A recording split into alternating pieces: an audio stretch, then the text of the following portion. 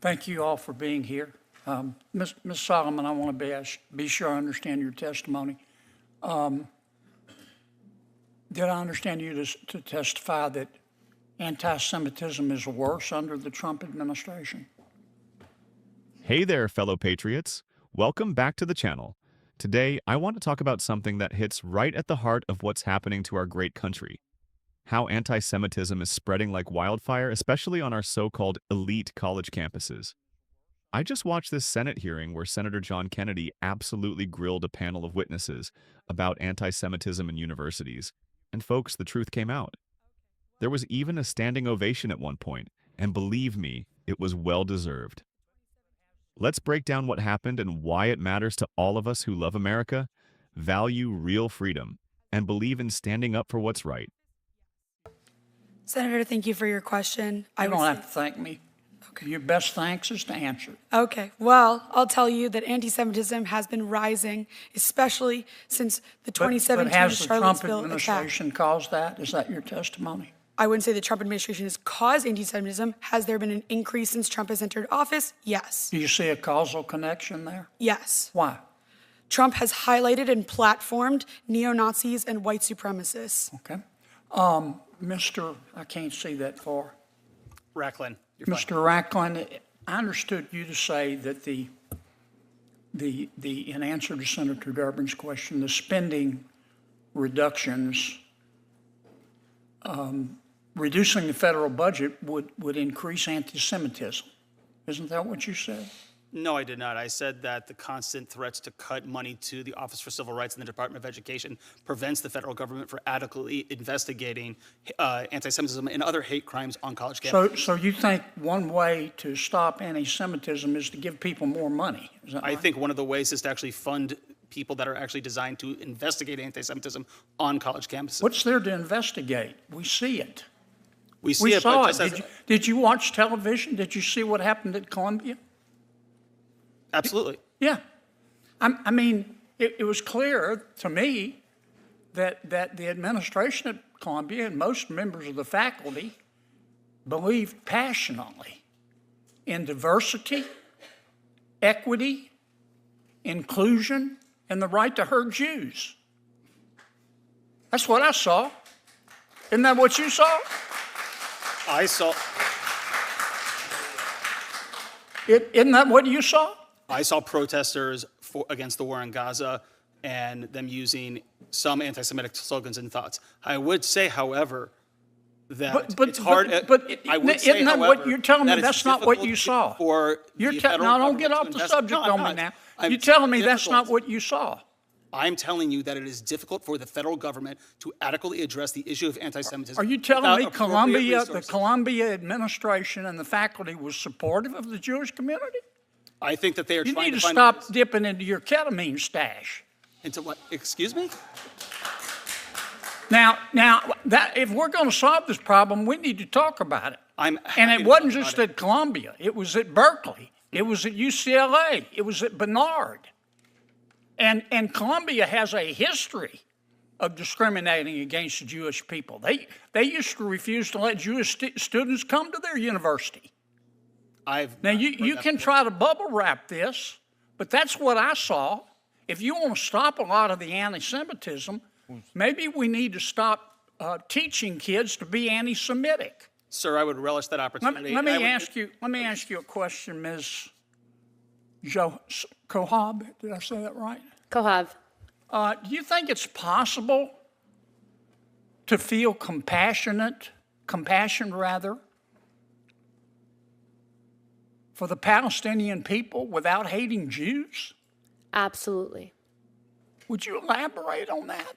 Because it looks to me like many of our Ivy League universities, they weren't the only ones. Some universities handled it well.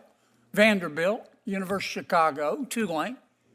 But it looks like the administration was teaching kids you got to pick a side. Mm-hmm. You either have to hate Jews or you have to be for Hamas. You can't be. There's no middle ground. Tell me what you saw. You've written a book about it. Maybe Mr. Rocklin ought to read it.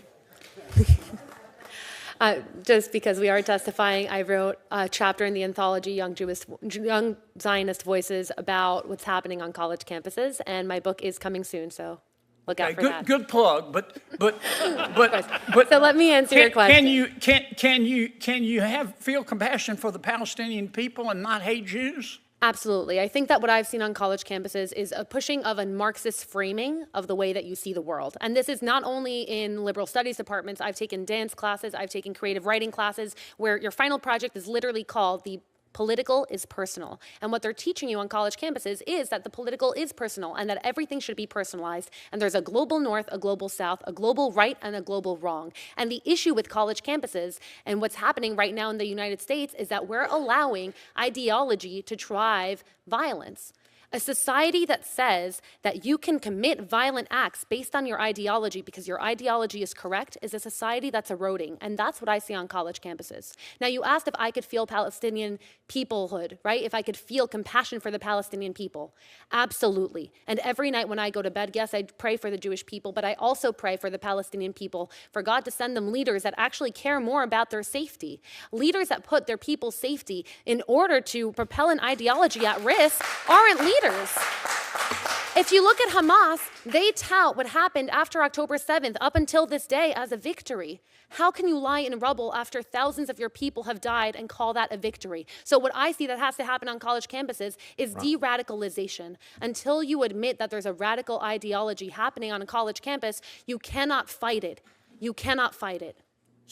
Right off the bat, we heard from one of the witnesses, Ms. Solomon, who tried to blame President Trump for the rise in anti-Semitism since 2017. That's right, folks. They're still blaming Trump for everything under the sun. Ms. Solomon said Trump highlighted and platformed neo-Nazis and white supremacists. Now, let me tell you, as a proud Trump supporter, that is just another tired talking point from the radical left. President Trump was the first president to move our embassy to Jerusalem, standing strong with Israel and the Jewish people. The truth is, anti-Semitism on college campuses has been festering under leftist administrations, not conservative leadership. Next up, Mr. Racklin argued that budget cuts to the Office for Civil Rights are why anti-Semitism isn't being addressed on campus. Give me a break. Throwing more taxpayer money at bloated government agencies is not the answer. What we need is accountability, not more bureaucracy.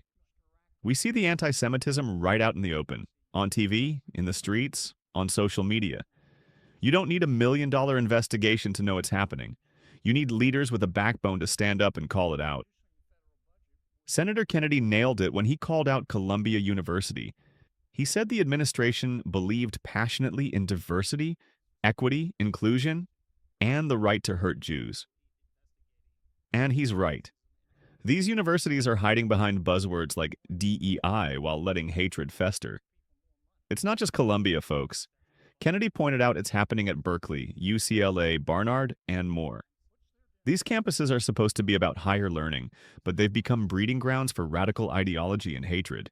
Kennedy reminded everyone that Columbia has a history of discriminating against Jews. Folks, if we don't learn from history, we're doomed to repeat it. The left wants to erase history, rewrite it, or bury it when it's inconvenient for them. But we have to remember and teach our kids the truth. Anti-Semitism is evil, and it's thriving in places run by leftist ideology. Ms. Gohab hit the nail on the head when she described the Marxist framing on college campuses. They teach that the political is personal, that you have to pick a side, global north versus south, right versus wrong. They are indoctrinating our young people to believe that violence is justified if your ideology is correct. That's dangerous, folks, and it's UN American. We need to call it what it is, Marxist brainwashing. Gohab talked about praying for both the Jewish and Palestinian people, hoping for real leaders who put the safety of their people above ideology.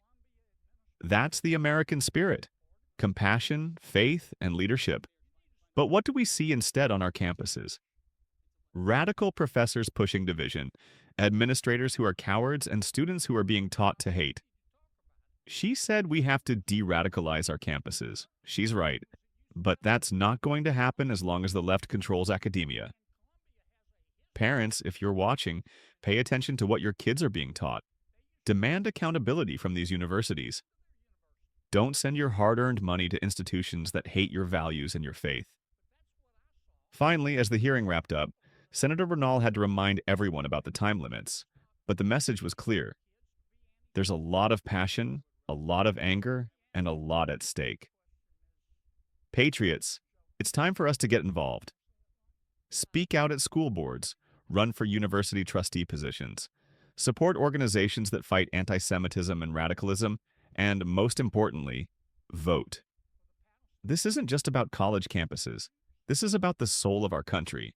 If we let the radical left take over our institutions, we lose everything that makes America great. Let's stand with Senator Kennedy and every leader who's not afraid to call out evil when they see it. If you agree, smash that like button, subscribe for more common sense, patriotic commentary, and share this video with your friends and family. Let's wake up America before it's too late. God bless you. God bless Israel. And God bless the United States of America.